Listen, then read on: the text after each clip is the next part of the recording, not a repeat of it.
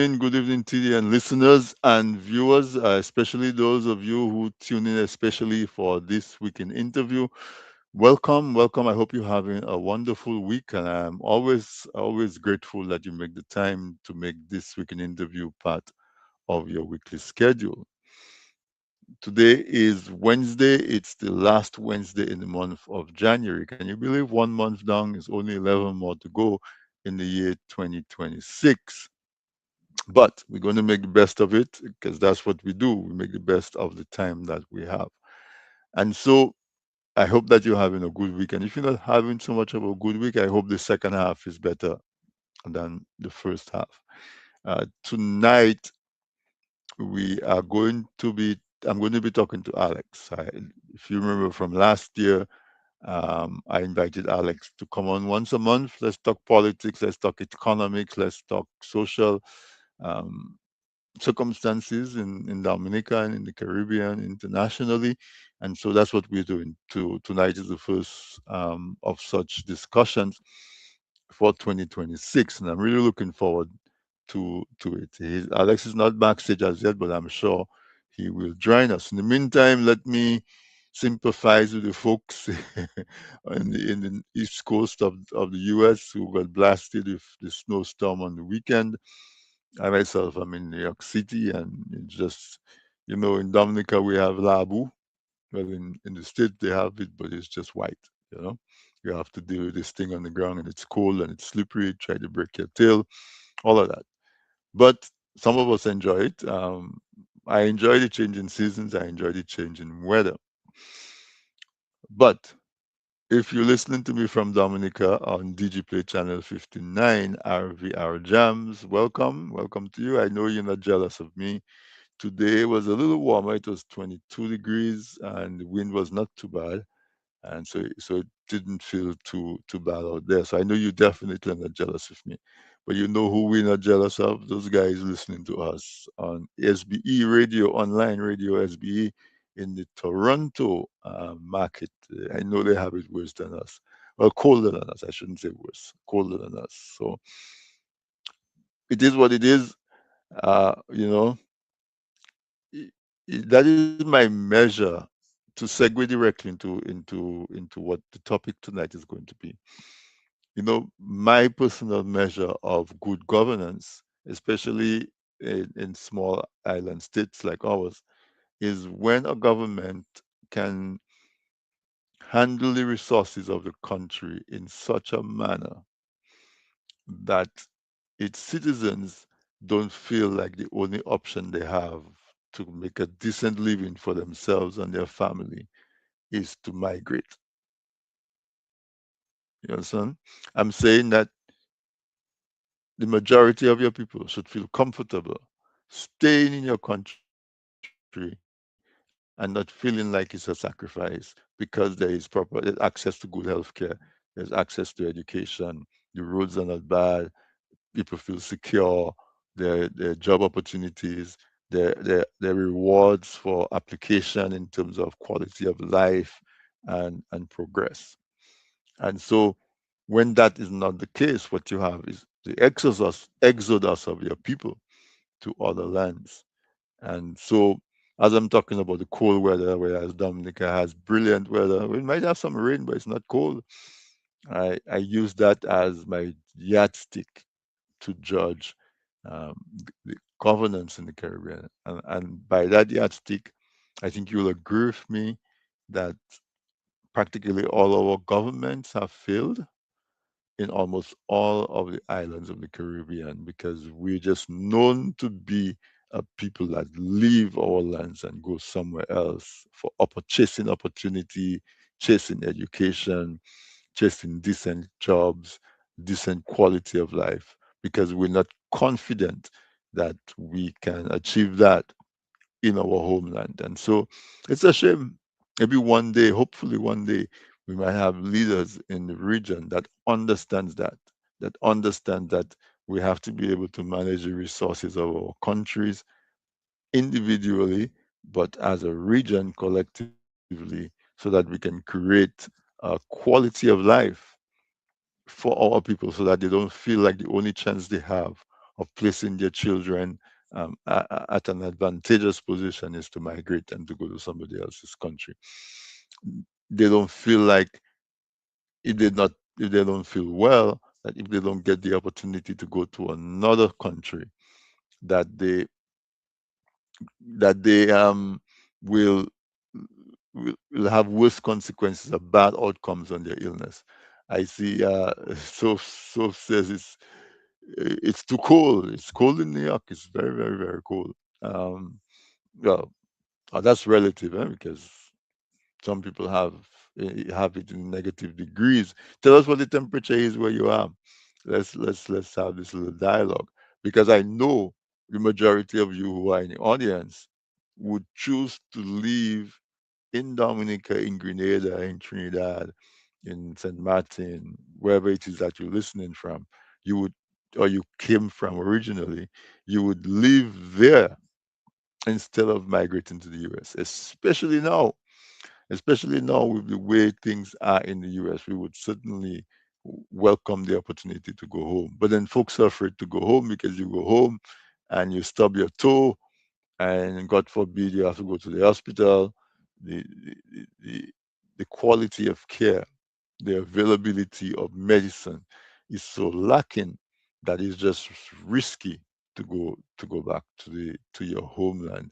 And that is such a shame, because we should be able to create a quality of life for our people that is top standard, you know. And so that's what I'm waiting for Alex to come on, but if he doesn't, we can talk about it. That's what my topic is on tonight. It's about governance. It's about the economic impact of people trying to make us shame, basically, to tell us, I know you want to come in your country, but mash, leave my country and go. I don't want you to come in. People can put visa restrictions on us, and it affects us because we so need to migrate to somebody else's country to be able to make a living. Soap said it's 19 degrees Fahrenheit and it feels like 6. Wow. Wow. That's really cool. For those of you who are in Celsius, what do you do? 19 degrees Fahrenheit is what? I don't know, -6 Celsius, somewhere in there. 0 degrees Celsius is 32 degrees Fahrenheit. So somewhere, it's not exactly a straight line, but it's somewhere around maybe 9, 10 degrees Celsius. Those physicists and mathematicians, if you have both, you can tell me what the correct is in Celsius. 19 degrees Fahrenheit and 6 degrees Fahrenheit. What does that feel like? Yeah, but I was saying that is where we are, where the curse, there's something attributed to a Chinese curse that says, may you live in interesting times. And we certainly are in interesting times, and we understand why that is not a good thing. We look at the US, and what is happening in the US, and it's just amazing that that you know a people would just want to see their society devolve. And it's like a race to the bottom. When we get to the bottom, everybody going to eat dirt or eat grass. What is that about? If I mean they don't produce bananas in the US, so we cannot call them a banana republic. Like when they used to refer to Latin America as banana republic because they had a strong man in charge, and law and order wasn't a thing. The forces of the government would abuse people, and you basically would be afraid to travel there in case you get caught up in some kind of activity. And so they call them banana republics because at that time they used to export a lot of bananas with Chiquita and Del Monte and so on. So, like Nicaragua, Honduras, and those places, they used to refer to them as banana republic, but or pineapple republic, some of them. But the US don't produce bananas, so we cannot refer to them as banana republic. So we probably have to find something else. I don't know, apples. I don't know what else they produce here. Um, Grapes. Apple Republic, because there's certainly a strong man in charge of things. Strong man by definition of the Alastair Noriega. Yes, and we see such brutality to the people by official forces. We see we see people getting killed in the streets by forces, and although we have video, the government official statement still makes it look like the victims are at fault. I see Alex is joining us, so as soon as he's ready, his camera is still off and his mic is muted, so he must be preparing himself. Yeah, so potato, all right, the Potato Republic. That's what they are, not Banana Republic, Potato Republic. And and you just ask yourself, why would a perfectly well, it was never perfect, but a well-functioning country would just dismantle itself in that manner. Like I came to the US in the 80s to go to college, and it was so different. Everything was so easy. At the time, maybe we didn't think it, but it was easy. I was like, for example, I'll give you a story. I came in 1988. I came to Texas to go to one of my niece's high school graduation, and I wanted to drive. So I went to the DMV, and DMV said that I needed a social security number so I could get a driver's license. So I went to the Social Security building. I said, "Hey, I need a Social Security number so I can get a driver's license." They gave me a Social Security card. It was stamped on it, not valid for employment, but they gave me that's the same Social Security number that I have up till today. When I became a natural, when I got my green card, I just used the same number and they reclassified it. But that's how easy it was. You came to the US, you want a driver's license, you just go, they give you a driver's license. Nobody makes you feel like you an alien because you're in your country and like you don't have a country to go to. Nobody trying to kick you. Like when you have your neighbor dog in your backyard and it may be always making mess in your backyard. So every time you see it, you just say, "Mash, go back at your home."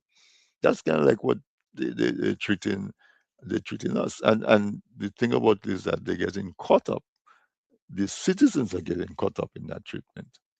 You know, and so Alexis up here again, but he'll come back. I guess he must be setting up. But that is so.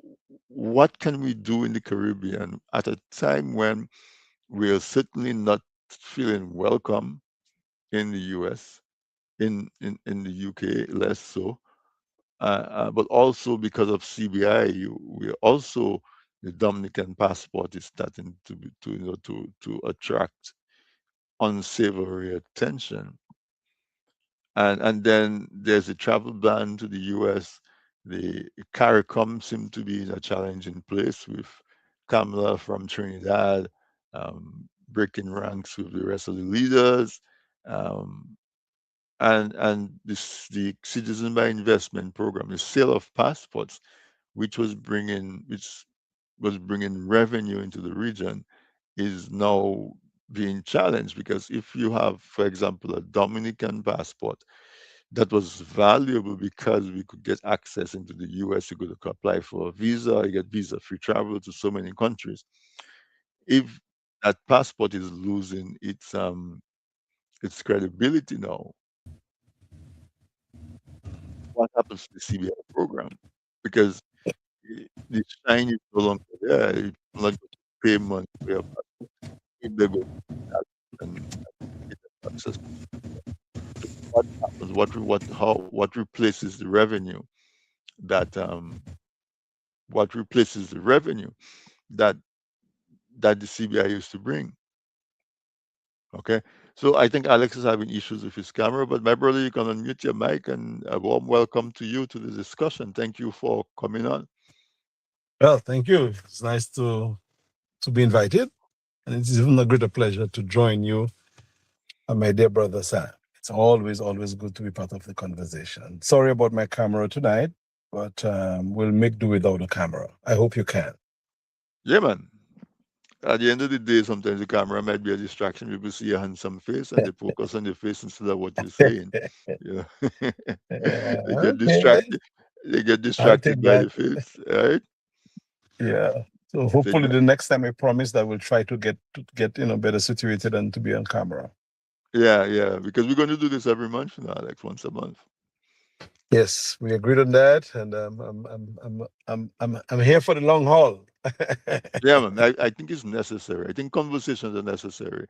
And I think the type of conversations we have, especially me and you, where we will definitely not argue in every thing, especially when it comes, but we do that disagreement in a cordial and respectful manner, and robust all the same. And so um, I see Alexi dropped off. I mean, I'm here. okay, I'm you here. back. Yeah, yeah, okay. So Alex, Yes, sir. interesting times. Interesting times. There's Yes. a Chinese curse that says that may you live in interesting times. And if for want of a better vocabulary, I think we live in interesting times. Don't you agree? Yes, I agree. I mean, every time is interesting, but right now we're dealing with a number of variables at the same time, which makes it interesting, as you say, for want of a better expression.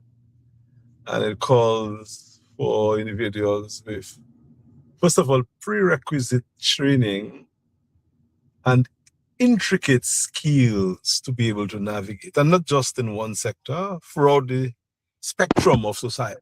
So, not just politicians or lawmakers, policymakers, but all of us, journalists, teachers, learners, I mean, must really sharpen our tool and find ways to deal with the times that we're dealing with. And this time didn't start now. It started sometime before, COVID was part of it happening. I mean, we can go back even to Y2K when with the Right? internet age.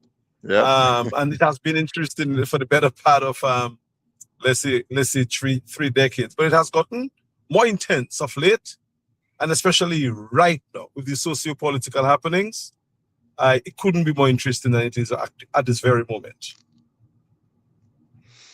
Yeah, and but I mean, interesting seems to be a generic word, but when you really think about it, interesting times usually doesn't be good time. if it's good, it's not as interesting, right? It's interesting because it's negative. But as you said, Alex, the whole point is that no matter what situation we find ourselves with, it behooves us. The onus is on us to find mechanisms to cope, and hopefully to be able to overcome and to thrive despite challenges. And so, as Caribbean people, we are facing specific challenges. As Dominicans, we are facing challenges, right? So Mhm. let's talk about what is your take on what's going on in the region, Venezuela, travel bans, and all of those things. What's your take on it? How do you approach it? But we probably should take it on a case by case basis because the region is one small space with many different Hmm. units. So to speak about what is happening in the region in one breath might be a bit ambitious. Hmm. So I know you mentioned Venezuela, and I would rather if we deal with Venezuela, we can deal with Dominica, Barbados, different units in different song bites. So Hmm. Okay. um, it is, first of all, it is alarming that we continue to think of the Caribbean space. When I say the Caribbean space, I mean the English speaking Caribbean, because Venezuela is not even English speaking, Venezuela is Spanish. Hmm. So that's a different layer of issue we put on top of this right there. So Venezuela, um, a thriving democracy at one time that has found itself into a quagmire, mainly because, again, of the ambition and I think the overzealous tendency of the leadership of the country. Also, that has to do with interference in Venezuela as well, because there was a time, again, not to go delve too deep in history, when successive leaders of the Venezuelan Republic were pretty much dictated or elected by America and Western Right. powers. Hmm. And people has had sort of lost trust or confidence in those leaders. And a leader by the name of Hugo Chavez emerged as a populist against the sort of hand-picked leadership of Venezuela that had done irreparable harm to Venezuela. So Chavez was one of the recent, or maybe the most populist leader in the succession of Venezuelan leaders, and he decided to fix Venezuela's problem. And he attempted to in his own way, and I think his ideologies got in the way. And as I said, maybe a bit overzealous. And I think the Venezuelan economy suffered because of not mishandling of the economy, but overreach of his leadership, whereby he used Venezuela's resources to tackle poverty in a way that was not properly calculated. And he created a sort of system of dependency on the government. And that has caused a great amount of problem. Of course, he would have succumbed and was replaced by Maduro, who did not possess the kind of skill that Maduro had, but that Chavez had, but who espoused the same ideals. And of course, he found himself in great issues. There are rumors or suggestions that Maduro was involved in narco trafficking, which is a nefarious activity for a leader to have found himself involved with. I do not now charge him for that or with that crime, because the matter will be presented in court in New York sometime, and we will find out, based on the evidence, whether this is the case.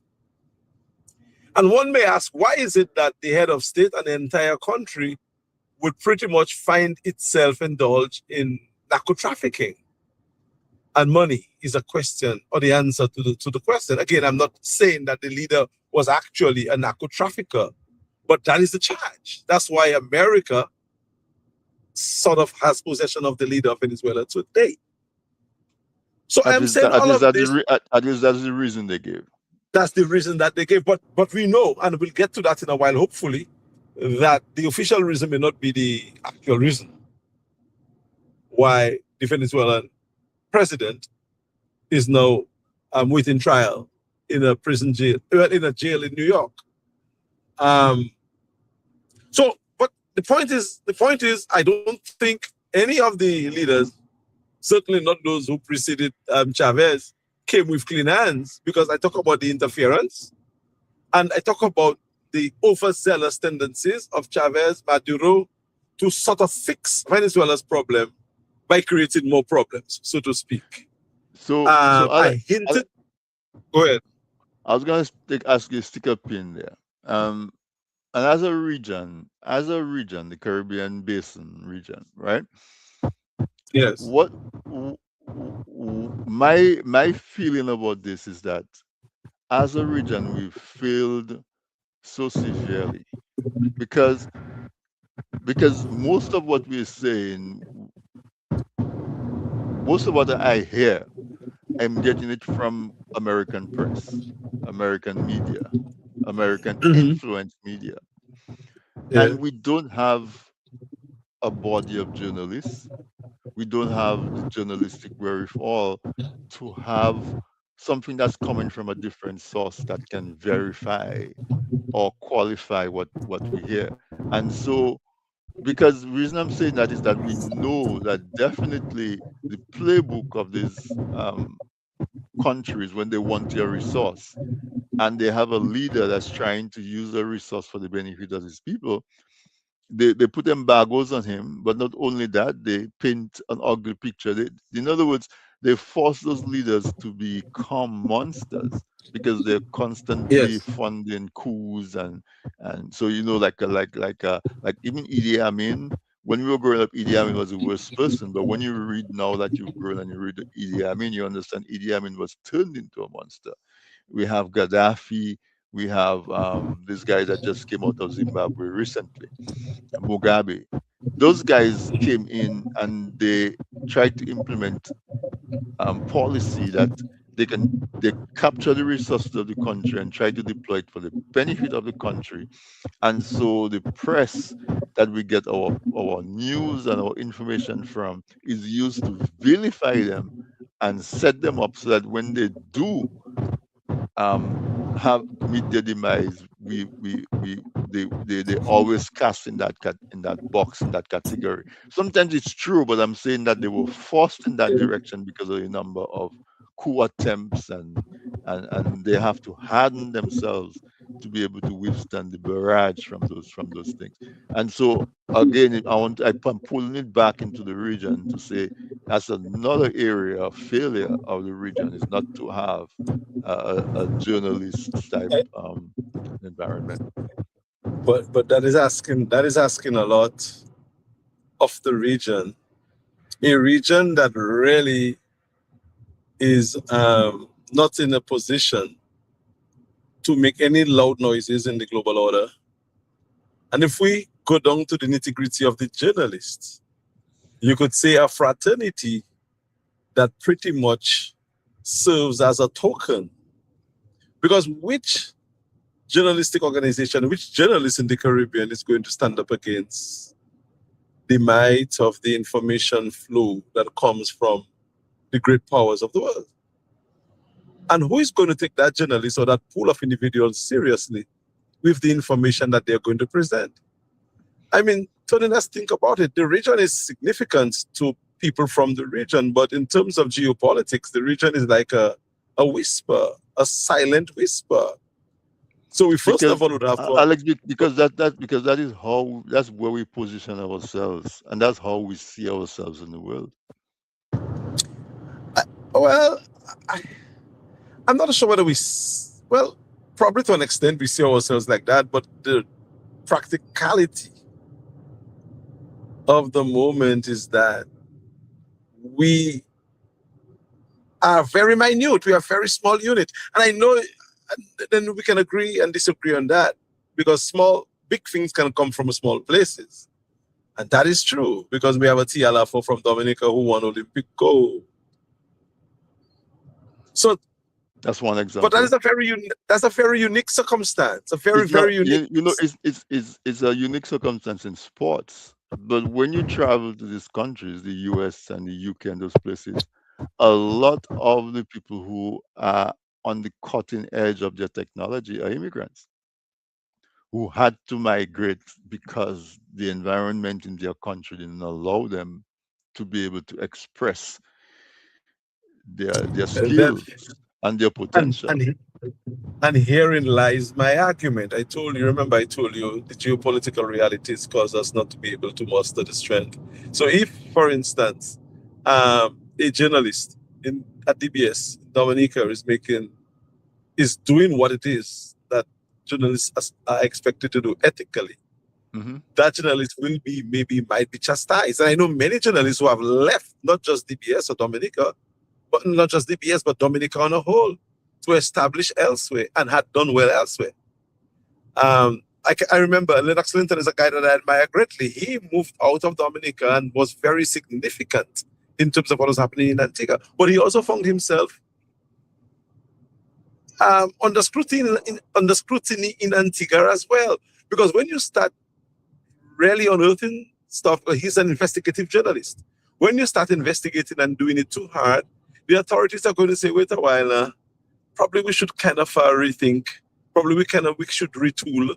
Probably we should re-examine your license to practice and stuff like that.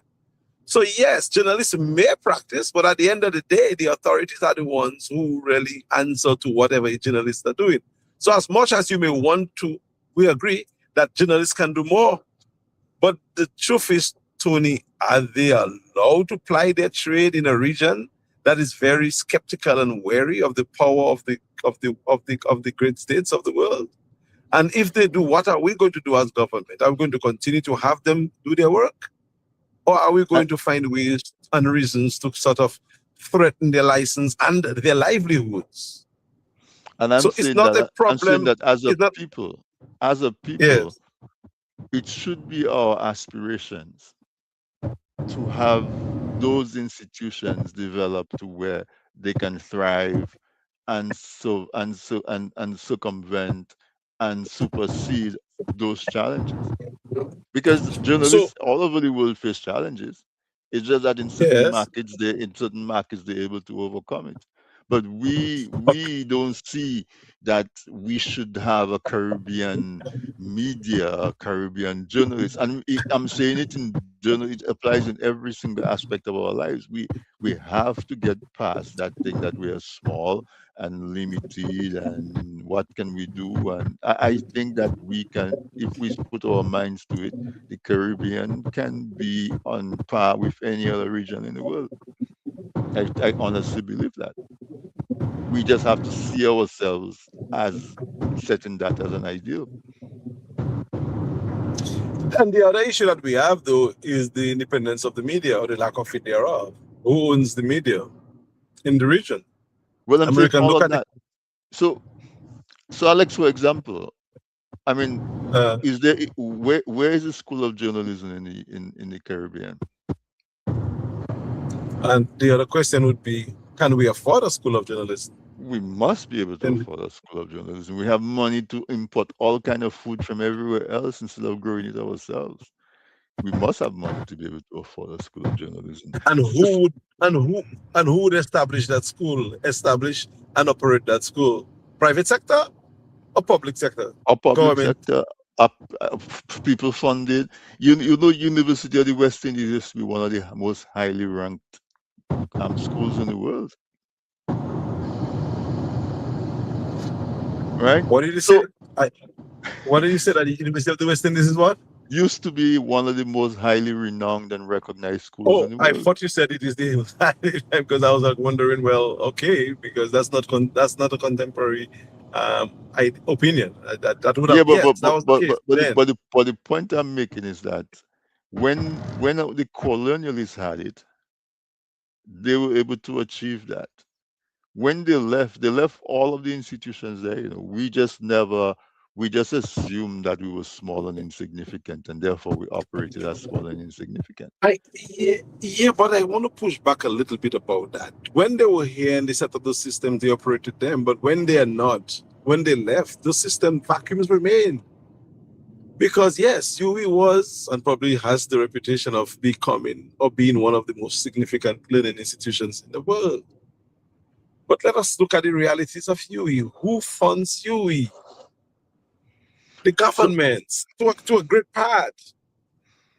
Because mhm. and if you are not dancing to the tune of the people who are funding the education that you're looking for, the education is not going to be funded and UE is not going to be funded. UE is having great issues dealing with the financial realities because governments are just not paying what they promised to pay.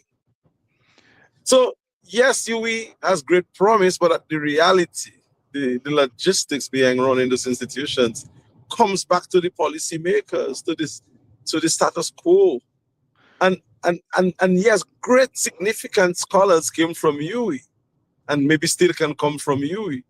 But where is the support? And here you may say, well, the administrators can do better and can do more. But how? With what? so so that brings us to the crux of the conversation. People might think that we strain away from the topic, but really and truly, that is the problem with the Caribbean. You know, the problem with the Caribbean is that as a people, we don't understand our potential.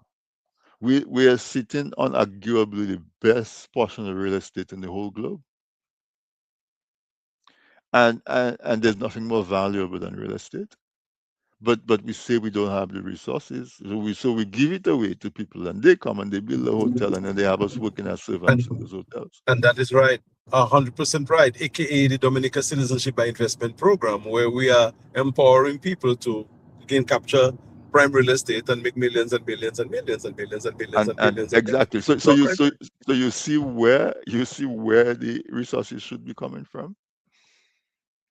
So it's And not I coming. understand. It's not it's there's a vacuum, not because we don't have the resources. It's a vacuum because as a people we don't see ourselves. Like I see Nep in the thing. He says, you know, we are just pawns. We are just pawns because we consider ourselves to be pawns. And, and and by saying we, are you talking about the masses or I'm talking the about we as leadership? a Caribbean people. We as a Caribbean people. The only thing we seem to be interested in doing on a world class level is party. We can put on the best festival in the world, and we've been able to raise Carnival to a level that somebody from 20 years ago would not be able to recognize it. Why can't we do the same in medicine and in education and in health and So in culture and in politics and in journalism? well, we need a renaissance, so to speak, Definitely, definitely, Caribbean renaissance. definitely. And if there is a pilot country that could begin this, it would be nice. Dominica is Dominica is very well prime. suited, Dominica is very well well suited situated for that. Yeah. to be a pilot project or unit in the Caribbean region, because the country occupies the center of the archipelago, and Hmm. Dominica has everything that one needs, in terms of flora, fauna, Too fertile much potential. soil. Dominica has too much Yeah. potential. Yeah. You know, in my day job, I'm an engineer, and my very first job I had in Dominica was my first project in Dominica was the Carburet's cruise ship berth. Right, I was a project engineer there. Later became project manager. You know, the biggest cruise ships come into Portsmouth, right? And we didn't have to dredge a single rock from that area. We just have naturally deep waters. That's a huge advantage in terms of shipping. Same thing with the deepwater harbor. We extended the deepwater harbor, and now these big, huge cargo ships come in, and we have an advantage. They can do it. Uh, Yes. But what do we do with that? Do we even have, like, we should have a thriving ship registry, a dry dock in Portsmouth? I mean, so when I say Did that, you? Yeah, go ahead. Go ahead. Go ahead. we did that, what are you asking? I was asking, did you say or expound on the fact that Portsmouth, the port or the entrance to Portsmouth, is one of the most open and accessible access the world over The when world it comes over. to ships accessing Portsmouth? Yeah. All right. And Dominica's geographic location, right in the center of the archipelago islands, almost directly opposite the Panama Canal, right? Yes. I mean, Yes. It, that alone can change our economy in a sense where we will have enough resources to fund so much stuff in Dominica and in the it, region, it but we will don't. take a lot. And it doesn't take much, and just a reimagination of things of where we are right now. And one of the things I thought about, again, you being an engineer, you can tell me if that was crazy or ludicrous. But following Maria, when the country was so devastated and we had so much debris, I've said, but something could be done with all that debris, stones, and create, like, not backfill the sea, but create a piece of land mass, maybe, 3 square miles, whatever it is, from that Maria debris, reinforce it with wall, seawall, or whatever the case might be, and let this be forever an edifice that marks that moment when Dominica was redone physically, so to speak. And it would be like a site where people come to visit and to learn about, the island, maybe have a beacon, some sort of light, and use this just as a facility created out of devastation, out of disaster, out of But despair. So that, that's one of the that's things I was thinking. Hmm? that's one idea. Does And you that? talk about the amount of stones. Remember when the dam in Layu broke and all that sand came down, and the Yes, government the yes, government basically gave it away to Sagadakan. Galakan became a multi-millionaire selling the sand. We could sell the yeah. sand, right? We could have, We could have we sold the could have. sand. They built a whole airport in Guadeloupe on Dominican aggregate, and now we're hearing that we have to destroy a mountain to Yeah, get but aggregate to build our own airport. And it's just like you said, it's just a lack of imagination, and that's why I position it to say that we are where we are because in our imagination, that's where we see ourselves. and we agree on that. But then I would like you to qualify the we, because you keep saying the we. And We as in it, people, we as a Caribbean people, all of us as a Caribbean people, we as so Dominicans, collective collective. culpability. Hmm. So how do we move And from and I here? You the said, but the idea that you just suggested, Alex, that is brilliant because that is art, right? When people start to spend time and money and think about art and aesthetics, it mhm, automatically elevates the level and the quality of life in that country. But yeah. when we were growing up, there was theater, there was cinemas, there were plays. You know, you could go and look a date with a girlfriend and go to a play in our course of culture. You could go to the Mhm. movies, but what do we have now? What do young people have now to say a young man wants to approach a young lady respectfully and invite her out on a date? You know, you go somewhere where they're selling rum and whatever, you know. So as a people, we have to just totally rethink. First of all, we have to rethink what kind of country we want to have, right? Mhm. We have to get out of that mentality that some things are too good for it to be in Dominica. People ask you, "Where you think you is? You think you're in America? What?" You know. You know what I heard a minister of government said once? That Dominica does not have resources. We are a poor country and we rely on something relating to passport or whatever. Hmm. And I'm like listening to this man. And I'm like, is he okay? How does he get to say this and end up continuing to serve in government as a minister of government? I mean, he actually said that. And I don't want to identify the individual by name at this point because I do not like name calling. But when I heard it, I was baffled. I mean, an island with about the most resources in terms of density when it comes to land mass, water sweetening the sea every day, Hmm. The land, every if leaf you stand in one place too long, you're starting to grow is roots. starting to grow. And the minister suggested that the country is bereft of natural of Resources. resources.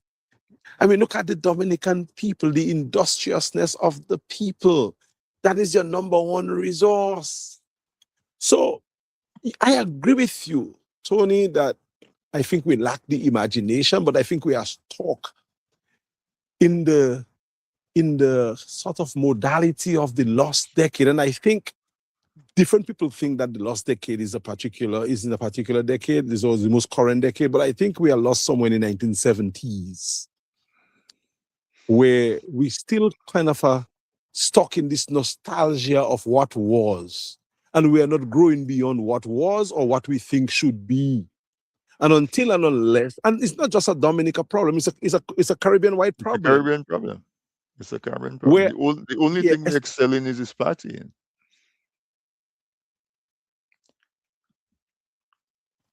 and that is sad. And that is sad. And you may ask me, what is the solution? Because I'm into politics, I would say the idea is that we should have a different political order. We should have a systematic change in terms of how we do politics in the region. We probably should find different ways to elect governments. Probably should work on this issue of having prime ministers of independent countries serve as governors of those countries and have a one president for all the entire Caribbean, and that person contests Caribbean wide to become the president of other United Caribbean states. And those governors would have councils in those countries. They would not be as the kings that they are of different individual countries, but they would have to answer to the cabinet of ministers of the president. So they would be like cabinet members serving on the Caribbean panel. And there would be fixed dates for elections for president of the Caribbean and fixed dates for elections of the governors of the Caribbean. And And fixed probably and that term would, limits and term limits. and term limits as well, and that would regularize, so to speak, the political system. And then we now go to the judiciary, the Caribbean Court of Justice, and see how independent the judiciary is, and and what we can do, and what we can do to actually make the CCJ more independent. But how do we do that? You know, the And CCJ, Alex, the CCJ is set up to be very independent, you know, it is. because the CCJ is set up with funding that doesn't depend on any particular government because of the way it was so funded originally. The CCJ can they can operate with no fear from politicians if they choose to, right? So the political solution that you just give is brilliant. That's something we can aspire to. But Yes. I think we have to deliberately set out to change our people to make us more of a thinking people. Get rid of that physical stimulation. We have too much party, we have too much fete, we have too much loud music, we have too much alcohol. People are people are too medicated in the Caribbean. There's too much noise. We cannot think. There's no calmness in the Caribbean. We have no music in the Caribbean that is soothing, like a jazz or classical or anything like that. So when do our people get a chance to think? When do our people learn to think? Right? But every single genre of music in the Caribbean is a jump up and a juke juke and there's a place for that because culturally we are gay people and we happy and we like to celebrate. But where's the other side of that? It doesn't exist. And you an artist, Well, so you know what I'm talking about. yes. Well, I am not going to advocate for less entertainment. And if party and entertainment are Tell me why synonymous, not. Tell me why not. but entertainment is not necessarily party. You know that, right? Yeah, I just gave you a couple examples, but yeah. Hmm. And we speak about the lack of the sort of social interaction and entertainment in the society today. You talk about the theater Hmm. that has all but disappeared in the Caribbean. Yeah, we still have some remnant of the theater through Oliver Samuel. I think is the most, I guess, prominent one I can think of at this time. But so we should have more of that. We can also have more music as well. I think what we have done, we have augmented entertainment into fet, and you are right about that. It should not be characterized as just fet.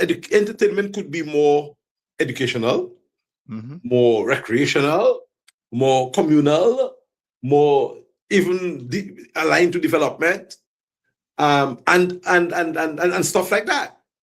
So I think the focus is to recalibrate what we do for entertainment and how we do it, rather than have less of it. It's good to have the little free up and the little siwo. I mean, the Oh siwo yeah. in Dominica is causing things to happen. The bouillon is making a little wave. People are making money. Yes, the nasty business is something that we sort of kind of want to try to see how best we export it or how best we distribute it. So I will never advocate for not or less of it. I just want to see how best we package the different things that we do so it makes sense. It can't be just party, party, party, party, party, party, party, party. At the end of the day, then what? Right. But who thinks about those things in our country? Who is supposed to think about those things?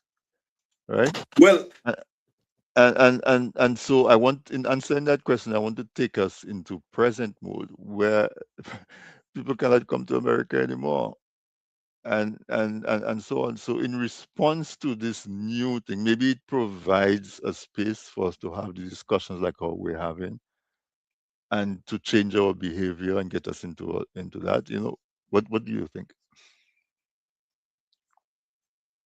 the first part of the question is who should? Hmm. And let me see if I can. I kind of got. stationary now, so I want to turn my camera on. I don't know if you're seeing me now. I'm seeing you. Yeah, Yeah. So the first part of the question is who should do the things that we need to do? there you go. And the answer to that is the people. It's the same thing you have been telling me as to how easy it is for it to be done, as to how we're going to do it. I'm going to push back on you a little bit today. If it's everybody's responsibility, then it's nobody's responsibility, right? That is the point I'm trying to make. It always comes back to some, a few. And in any system, in any situation, it is the power dynamics that shift the nation, that shift the country, that shift the community. We have to we have to recreate the thing that made us who we are. And it's going to take some effort that the political directorate are not equipped to deal with. I mentioned here a while ago that the Minister of Government said that we do not have resources in Dominica. How do we now fix that? So Well, let me tell you how we fix that. We develop a population. We develop a uh, population that will just outgrow these guys. So when and how? So remember when we used to go to school, we used to have debates, we used to have panel discussions, we used to write essays, we used to encourage our children to write a letter to the editor. Things that things that encourage people to use their minds. We used so it starts there, and it's not going to take many generations, because guess what? When them children get into that type of a mentality, they go home and they change the minds of their parents too. Go ahead.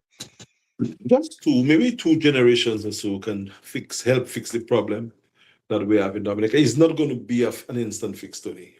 It's What not. we It's have not. to It's do, not a magic bullet. But if we decide and that's what we're going to do, yeah. yeah, and here's my honest answer, right? And that is might be a bit of a strategy I'm giving you or the people who are listening, because I actually offered something similarly to a group that I'm working with. But I think the emphasis now must shift from who is now and who is going to be in the future. So you see all this emphasis on name calling the politicians, even saying that they should. We should forget about that. We should now educate the Gen Alphas or empower the Gen Alphas to get ready to take action. And the Gen Alphas are people who are between, I guess, 6, 8, and 10, 12. We can go up to 18 Maybe, and 21. yeah. But the 18 and 21s, I think we have a lot more work to do than we have to do with the younger part of the generation A. And that's where we have to focus. If at all anything should be done right now, you and I, Tony, should create a program targeted at young people, at children, Yeah. at the next generation, because they are the ones who's going to watch us in the eye. At that time, I pray to the Almighty that I'm going to be still here. And they'll say to me as a little old man, much older man, that we like what you did. And based on what you did, here is what we have been doing, and here's how we're going to fix the system. Tony, I am writing a series of books. Sam knows that. I have not even put the books out as yet. It's a series of kids' books that teaches them different parts of our culture, the politics, the music. And those books are going to be available. Now, people know may not buy them for the children. No, but the children will want to see maybe what was read, what was written about the time that we're living in and our culture 20 years ago, 50 years ago, 40 years ago. So that's my focus. Putting information out there that is going to benefit the next generation of Dominicans. Because when I analyze how things are right now, most people who are in the system now are, I guess, saving face, some people who had not actually worked and achieved what they would have liked to achieve in their lifetime right now at my age and your age, realizing that there's not much they can do, thinking that their salvation remains and lies in the hands of politicians. And they will continue to make sure that those politicians continue to remain in office until such time that they are in the twilight times and they can do no more. They move out into the sunset. But during that time, Dominica continues remaining stagnant. The younger people now don't have that problem to worry about. They have their future to think about, and they will do more to procure their future. Those people know their future is behind them. And just think about the people who support the party vehemently, the parties, especially the majority party. Some of them are younger, yes, but most of them, the real poto stalwarts, are people who see the support of the party as their insurance for the rest of their lives, as their pension. No, because they're what are you approaching going to their tell? sunset. Yeah, what are Because, you going to tell somebody who's in their twilight in the 60s, 70, that they're going to that they should change their allegiance right now and vote for or promote progress in Dominica? It's a big ask. So my suggestion to us is our approach, our focus should be on the children. Stop calling the name of the prime minister. And he don't blame me, say, just forget that he's in the business, because to me, he might be younger than some, but he's older when it comes to politics. After 20 years in politics, you are not in your prime anymore. When it comes to political leadership, that's what I'm saying. He might be in his prime in life, but you cannot have been in office for 20 plus years as a prime minister for 20 years and be Jean. So forget him. Talk about the future without him, because he is not the future. He has done his bit. Don't even think about incarcerating him or letting him pay or even calling him names. Let him be well, and that's what I focus said. on the We have to develop a people that just grow past these guys. forget him, Yeah. because you're making him relevant. When you go at him and jab at him, his people are going to say, huh? That's what you want to do? Because they use that too, in the politics as a strategy, telling the older people that Monsieur yo le mette Premier Ministre la l'argent et les yo fait ça, zo pas que taper ça, zo ka taper, parce que les yo vini à gouvernement, yo pas que bazon ça, de kabazo. What are you going to do as an older person who's getting $300 a month? You're going to double down. I've been saying that for the longest while. You know, Stop calling. Go ahead. I will give you my experience, Alex, and that Mhm. has me where I am. When I was in Castleberry School, I was a member of the Yeah. 4-H club. I couldn't be a scout. Scout Mhm. had too much rules and things for me. But I was a member of Mhm. the 4-H club. We used to do beach cleanup, road cleanup. We had a little vegetable garden next to the school. So right away Yeah. you learn to take care of your community, and you learn to grow food, you learn to work together. When I went to Yeah. grammar school, there was Duke Edinburgh Award scheme where you had to Mhm. aspire to get certain medals, and at the same time you learn skills. And they had the youth division that would take us to High Street to camp, Yeah. and Amoy and those people used to shape us. I'm a child of the youth division of Yeah. Dominica. And then I went away to study. I came back to Dominica. I became a member of the Dominica JCs. Mhm. And I think the education that I got from being in those institutions is Yes. more, or at least equal to what I got in my formal education. And so it's Yes. not a difficult thing to do. Is really to support those organizations and channel our children to pass through them. Because just by being in those organizations, they will pick up the skills and the thinking that they need. And you're quite right. But who is going to organize the community? You're talking about community organization. There's It a few doesn't, people I that mean, will. Yeah. yeah, and I grew up in that same society as well, where we had the social league, the 4-H club, we had all of that, the Boy Scout, the Girl Scout, the Hmm. Cub Hmm. Scout. I am a member of the 17th Dominica Scout Troop, because once a scout, always a scout. I became a patrol leader one time. But these organizations and clubs and institutions do not exist. Well, the Tony, do Forest you Club is know? strong. Forest Club is strong in Dominica now. Because we do stuff with It's, Wave, and Wave interacts with them quite a bit.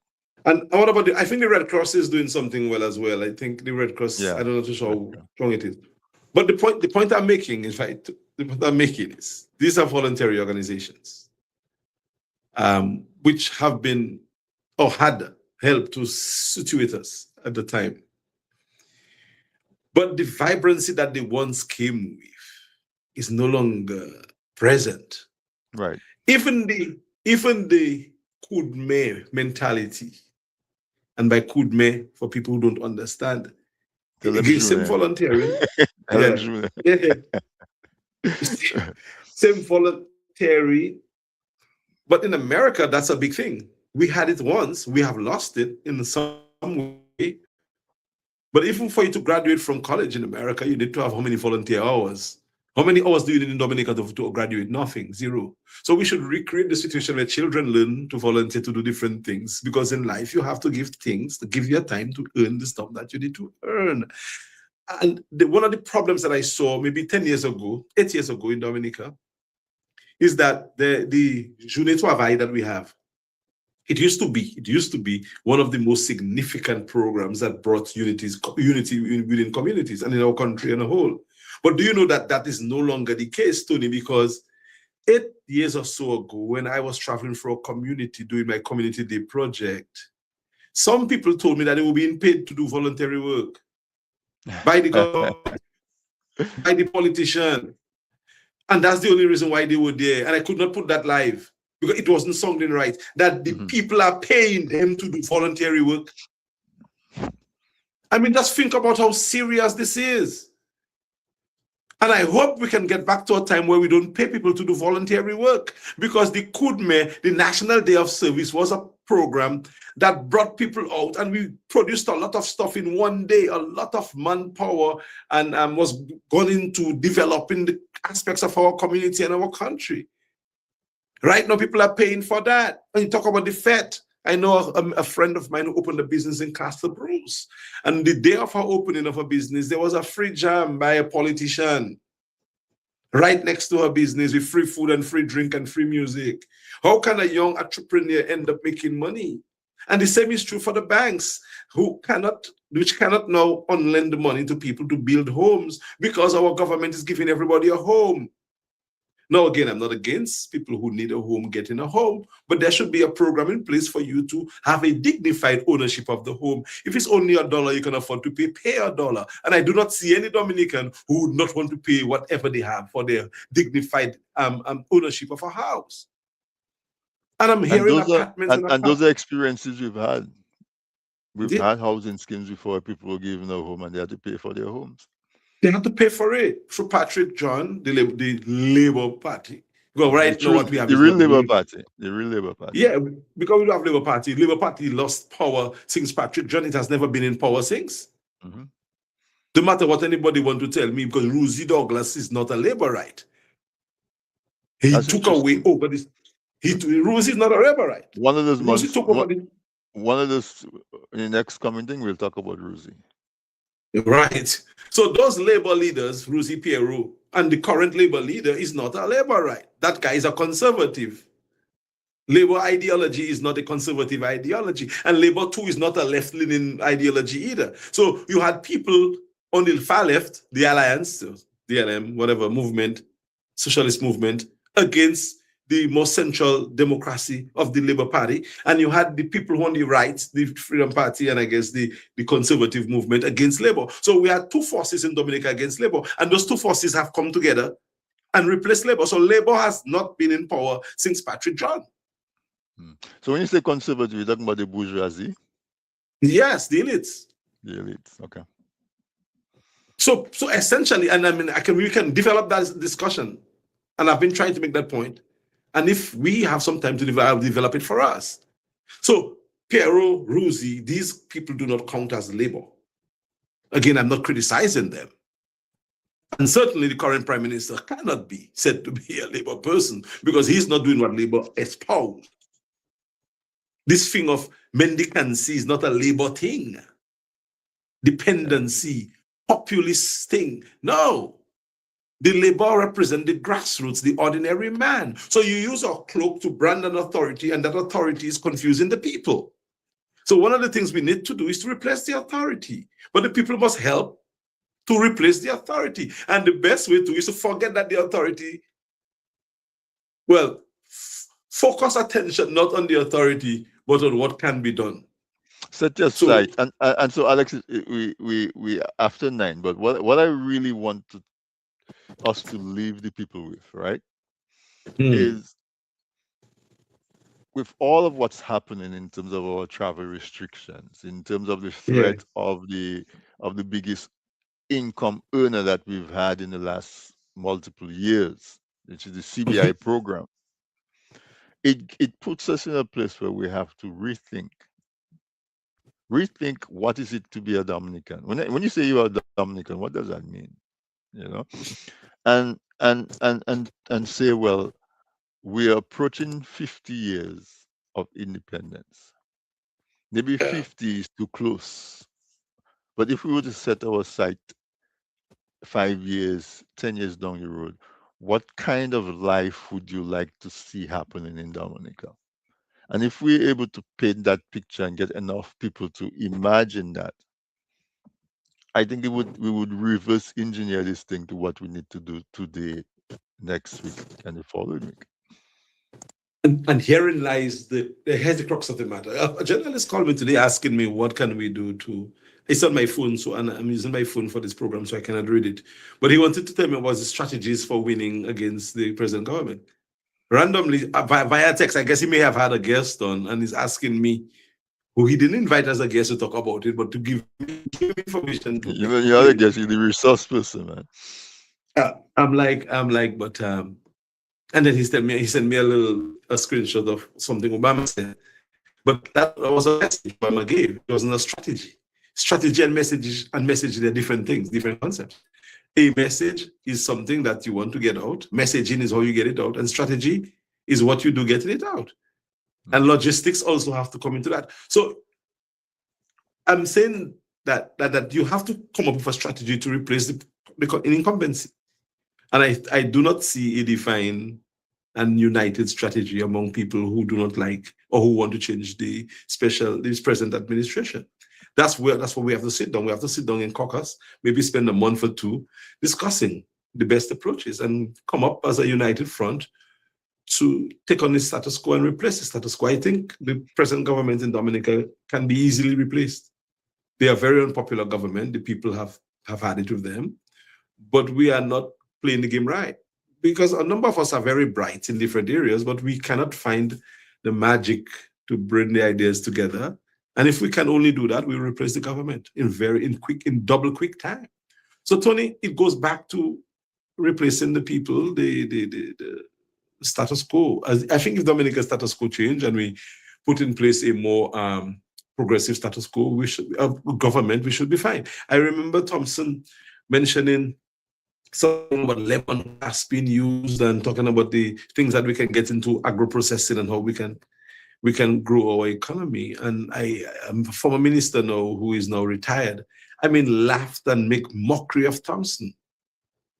And Thompson was on the money. I didn't see anything to laugh about what Thompson was saying. Mm-hmm. So we need to just put those kind of minds together. Thompson alone cannot do it, obviously, but we need to come together. Something similar to what the Americans did with the Constitutional Convention, and say, guys, this is not working for us. This present authority, isn't not happening for us. Let's see how we can design a matrix to take power from these people. And didn't they do that, Tony? Of course they did that. And they replaced the authority. Now the American authority, is not perfect. Everything cycles. Everything runs in a cycle. But we have to get that moment where, as a country, we come together and find the best approach to replace the authority. Until such time, you and I are going to grow much older talking about it, and nothing much will change if we do not collectively find the right approach. And again, that's not preaching violence or even being indifference to the Honorable Prime Minister and his team, who probably maybe agree that they have served their time, but probably they don't think that unit that is ready to take Dominican power, so they might be waiting for until such time that this happens. But that's the kind of conversation, Tony, I think we need to have. Yeah, the people are ambitious. You and I can say everything that we can say, but if our leaders do not allow us and do not open up the way for us to do the things that we have to do, we are fighting against our odds. And that's the problem. Go ahead. Go ahead. Mm-hmm. And that's a problem in Dominica. It's unique. It's not only unique to Dominica, it's a problem all around the world. Antigua, Barbados is becoming a problem too. I mean, there are some people who love what the Barbados leader is doing, but I am studying the Barbados case, the Barbados unit, and I think we are creating another dynasty there that will not necessarily or may not necessarily continue to serve Barbados' its interests very well. Again, not disrespecting the Prime Minister and the leadership of Barbados, but is this time for authority to probably continue to revolve and evolve? And Vincent, we saw something happen recently. That's good. St. Kitts before them, something happened. That's good.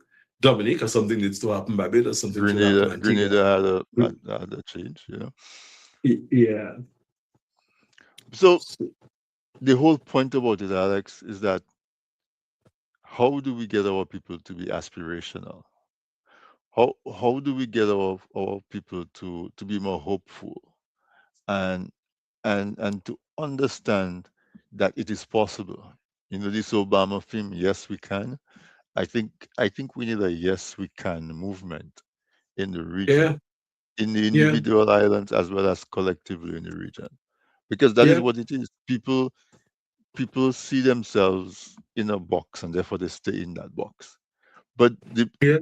Britain built an entire empire using colonies like the Caribbean islands. We have the same land, we have more information, we have more access to data.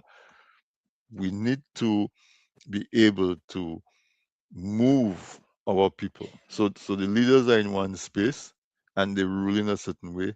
We just move our people over to the side and they we go past them. And so that is what I think. NEP is saying we need a strong vision with short-term and long-term goals aligned with philosophical and ideological ideas that can help to guide us along. So what I would say to that is it can happen because Yeah. imagine somebody gets sick. Let's say I'm in the US, I'm a citizen, my brother gets sick or whatever. I send him a ticket, bring him to the US to have medical care. Send him to Trinidad, wherever. Those options are disappearing.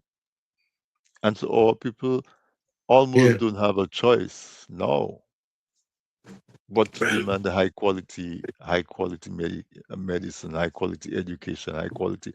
And so yeah. with what is happening right now, there's a silver lining that if we search for it and find it, we can use it to inspire that strong vision that NEP is talking about. And you So are 100% correct about that. let's close up the discussion. I think it was pretty good. It's not the usual, you know, like I said, I like my program to be a different kind of a program, not what you can just hear on the internet or wherever. Is that we approached it, I think, from a different angle. Oh, yeah. From what can we do about it? And so if you have any closing remarks, let's do that now and let's let the people go enjoy their Wednesday night. Yeah, well, thank you. I wished that I had the opportunity to join you at the offset on camera, but we ended on camera, and that's great. I'm hoping that what we offered tonight is seen as thought provoking, and that people, even if they have the opposing views to those exposed by us, you and I, collectively or singularly, that we will find amicable ways to discuss, to resolve our differences. My call for newness in our country and the region is not a call list um, uh, in difference per se when it comes to favoritism, but it's a call that is driven by a wider purpose for us to progress our country and our region to other spheres. And finally, I would like to say to you, Tony, thank you for allowing for such fair, cool, relaxed, and honest discussion. That is one of the things that's lacking, and that's what the media has not been doing in the Caribbean for a long time. If you look at talk shows and discuss in the Caribbean setting, there's always something going on more than just that kind of cordiality. So if we can find ourselves talking again and engaging each other, respecting each other's viewpoint, and allowing people with expertise to speak on the areas of their expertise, Exactly. Right. respecting people for their skills, as you are obviously doing in my case. I mean, it makes me feel as if I can exercise my academic muscles, But on very few occasions, I'm challenged, and you challenge me to think beyond just defending myself or defending my party or defending my point. you know. So I thank you for that, and I'm looking forward to our next engagement. Just let me know when, and I'll be very happy. There's a lot we need to talk about, so I hope God blesses you and I with long life to be able to share the information that I'm sure we want to share. So thanks again. You know you have a long day, and but you make the time to come, and I appreciate that. Do you think, like, if we were to set it like the fourth Wednesday of every month, is that something that can fit in your schedule like that, or Yes, it would work better for me that I know it's a particular set time because again, for complete transparency, today caught me off guard. I actually thought today was tomorrow. I really actually thought the program was going to be tomorrow, and somehow today's Wednesday. So that tells you how my schedule, how hectic my schedule is. But yes, if we can do every fourth Wednesday, the fourth Wednesday of every month, I will commit to that. No matter where I am, you will have me ready to go at 8 o'clock on camera, and maybe a bit more relaxed and better prepared to present. I'm trusting that what we did today was well received. But yeah, next program I it will is? be a bit more composed. All right, so we can plan it for the fourth Wednesday of every Yeah, month. and advertise And it too. if there's Advertise a it ahead of time. yeah, the flyers went out, but and if there's a month for the fourth Wednesday clashes or something, we can always just move it to another Wednesday. Move it But to another Wednesday on that same month. Yeah. but we will plan to have it on the fourth Wednesday of every month. So I appreciate that. I think there's so much knowledge, and I know you have a whole treasure trove of information. So many of these people you've interviewed and you've paid attention to it, and with your skill as a statistician, to think about the data, and there's so much that we can cover. That Yeah. knowing that Well, we can do it every month helps with that. yeah. Well, not quite a statistician because I am, I do statistics, but not as my Okay, so you competency is in my competency is in political science. political science. Uh, Okay. yeah, power, the acquisition of power, and how systems work. And my focus is on constitutionalism. I just love the way the authority was created, and I can speak to that for hours at a time. Yes, I do statistics because political scientists must do statistics at a very high level. We have to be able to create data sets and to be able to present representation of information through in numerical sense. And there's a language that we speak. So I can do that, but I would not want to say that my competence Okay. is in. I take that. I take that. Okay. Yeah, One you of these get it. days, one of these days, I'll bring my daughter on as a co-host. She also has her first degree is in political science, so it would be interesting Right. to get the Yeah, two bring of, to around. get Let's the have two of some you guys. conversation. Yeah, that would be great. So yeah, in closing up, Nep says, and I am an optimist. Um, but I think it's the opposite. I think I'm a realist. In my day job as an engineer, I solve problems. I take Yeah, complex problems and solve fix them, that. Fix and that. and, Yeah, and and that is what I bring to a situation that may seem complex, to break it apart and to come up with an optimal fix. So we'll take it. But Alex, I'm going to let you go and tell you thank you once again, and we'll do this in February. So all February. the best to The you and Almighty. and the family. Enjoy the carnival Thank season. you. I know, Sam and I were talking about Osama before we came. Yeah. But I have my hat in Osama, the ring. I have a couple of interests. I have interest in this calypso season. I have a oh, couple of you artists that wrote I a work couple with. songs. Oh yeah, yeah. I have Okay, a couple of artists. you don't. Trendsetter, Okay, and Trendsetter and Sandy. I mean, I think we're onto something. Hopefully, I wish them well in the semifinals, and we'll see where that goes. And I also wrote for Lady V. She didn't quite make it, but I have to mention her as well as an artist that I worked with. And I definitely. also worked Okay, with. all right. Yeah. So we'll see how it goes. I'll Well, keep you posted. Well, I wish you all the best, man. I wish your horse shows in the race, definitely. And thank you. Thank All right. you. Thank you. All right. Cheers. Have a good one. Cheers. All right. Well, listeners, there we have it. Uh, Another great discussion, another grand episode of this weekend interview. Just talking about the situation, how can we fix our thinking? Because, as I said, the thinking that gets you into a situation is not the same thinking that will get you out of it. And so, what we recognize is that we need a shift, a change in our mentality so that we can get to a different outcome. All right. And my thanks to Sam and the team and to my guest tonight, Mr. Alex Bruno. And we're gonna do this every Wednesday, every fourth Wednesday of the month. All right. So see you next week. And as I say, God willing, and the creek don't rise. Good night, folks.